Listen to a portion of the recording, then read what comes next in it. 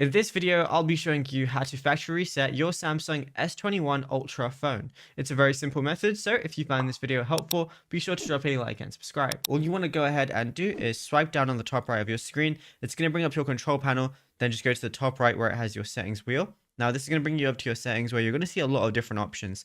Now, it might be slightly different on your Samsung. Right now, I'm using an S25 Ultra, but normally you just want to go over to General Management, which is right under Apps, and that's where it should be for you as well.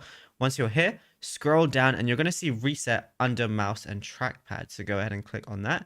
Now, it's going to say before resetting your phone, back up your data to Samsung Cloud or an external storage device. You can restore your data after resetting.